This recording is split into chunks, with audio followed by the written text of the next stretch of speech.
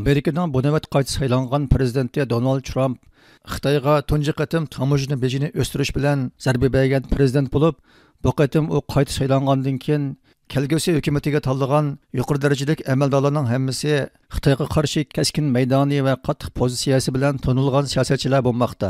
14 noyabr kuni New York vaqti gazetida e'lon qilingan bir maqolada bu qatim qayta saylangan Donald Trumpning birinchi qatim vazifa o'tagan mezgilda Xitoyga boshlatgan savdo jangini davomlashtirganligi va bu raqobatda o'tib chiqishi mumkinligi o'tirg'a qo'yilgan. 2019 yildan boshlab prezident Donald Trump Xitoyning savdo-iqtisod kengaymichiligi va kunsiri kuchayib borgan tahdidlarga qarshi tadbir olgandan keyin Amerikadagi har ikki partiya uni qo'llagan. Prezident Baydenmi uning siyosatlarini davomlashtirgan. Xitoy mollaridan elinadigan bojning izchil yuqori bo'lishi hamda Uyg'ur majburiy emgakining oldini olish qonunining yo'lga qo'yilishi natijasida Xitoy shirkatlarining Amerikaga to'kima qiladigan mollari azaygan. Xitoyning eksport miqdori tuvaldigan.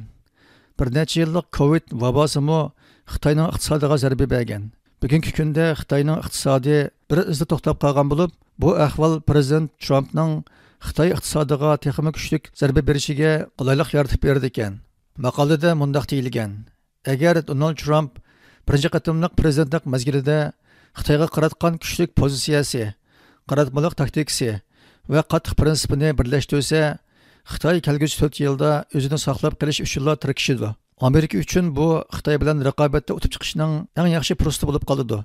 Maqolada aytilishicha, prezident Bayden vazifa o'tagan 4 yilda garchi Donald Trumpning Xitoyga qaratgan siyosatlariga varislik qilgan bo'lsa-mu, Xitoy bilan to'qnashmaslik uchun tirishib, yumshoq qo'lliq siyosat qo'llangan. Halbuki bu fursatda Xitoy rahbari Xi Jinping Xitoyning ichki masalalarini hal qilib, Xitoyni texnika va savdo jihatda kuchlantirib, Tayvanga tahdid solishga boshlagan. Tashqi jihatda Rossiya bilan birlashib olgan.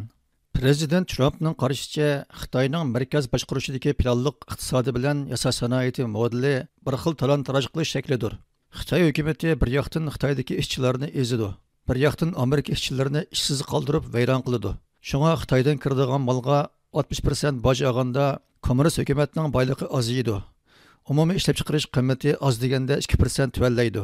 Donald Trumpning maqsadi Xitoy bilan raqobatlashish emas, balki bu raqobatda Xitoyni mag'lub qilish bo'lib, buning uchun u yangi kabinetga Xitoy tahdidiga qarshi turadigan lochin guruhidagilarni tanlagan.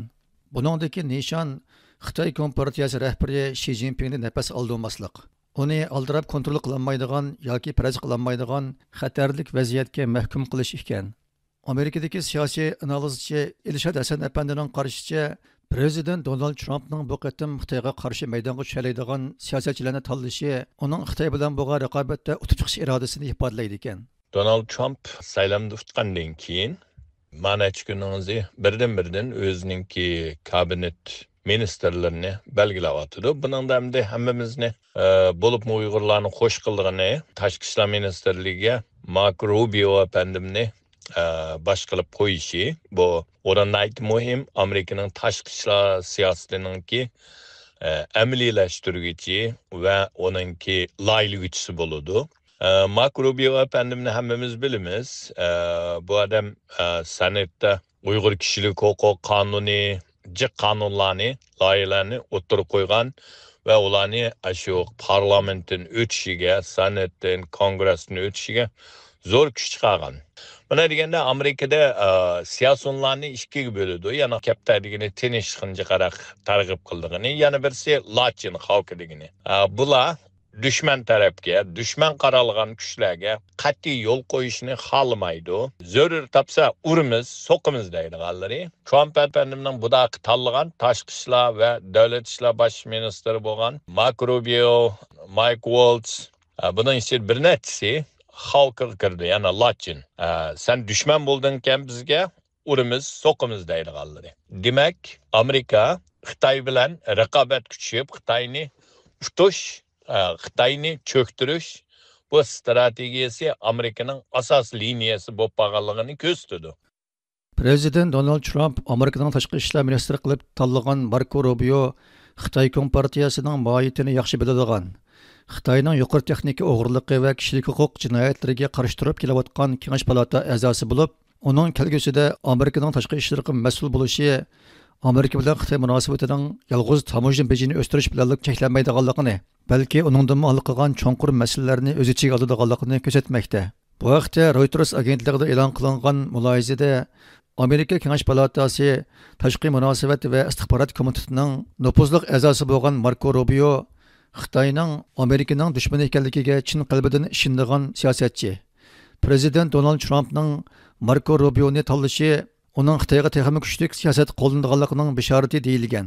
Uningdan boshqa Donald Trump Amerikaning davlat xavfsizligi maslahatchisi qilib tanlagan Avam palata a'zosi Mike Walters, Amerika Markaziy axborot idorasining boshlig'i qilib tanlagan John Ratcliffe qatorliqlarmi Xitoyga qattiq bo'lishni tashabbus qiladigan, shu sababdan Xitoyni bearam qilayotgan siyosatchilar ekan.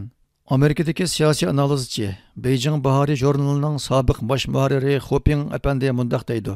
我想这次从特朗普他提名的这个内阁官员都基本上都是主张对中共采取强硬态度的，可以说都是鹰派。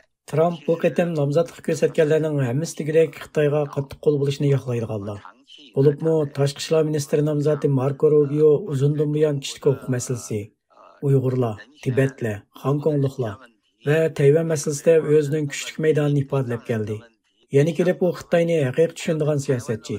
Uningdan boshqa Amerika davlat xavfsizlik maslahatchisi va istixborot idorasining boshlig'i nomzodlarining hammasi Xitoyning Amerikaga tahdid ekanligini bildirgan kishilardir. Bundan ko'rib olishga bo'ldiki, Trumpning bu qatimqi hukumat kabineti Amerikaning necha navbatlik prezidentlik davridan buyon Xitoyga eng qattiq siyosat qo'llanadigan kabineti hisoblandi. 历届多少届以来，在对中共政权上最强硬的一个班子。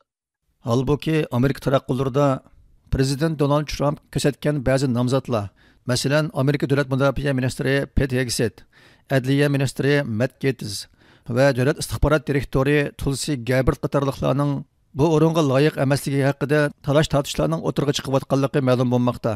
Amerikadagi Rand siyosat tadqiqot markazi xalqaro tartib va xavfsizlik mutaxassisi Dr. Raymonko Xitoy bilan raqobatlashish nuqtasidan Prezident Donald Trump ko'rsatgan yangi kabinet a'zolariga baho berib, mundaq deydi. So the pick of, like, say, Mike Waltz, I think is a very good one when it comes to U.S.-China competition. Menimcha Mike Walter Xitoy bilan raqobatlashish jihatdan nihoyat yaxshi nomzod. U davlat xavfsizligi maslahatchisi vazifasini ishga solib, har qaysi ministerlar va hukumatning diqqatini Xitoyga qarshi raqobatga markazlashtirishga yordam bera oladi.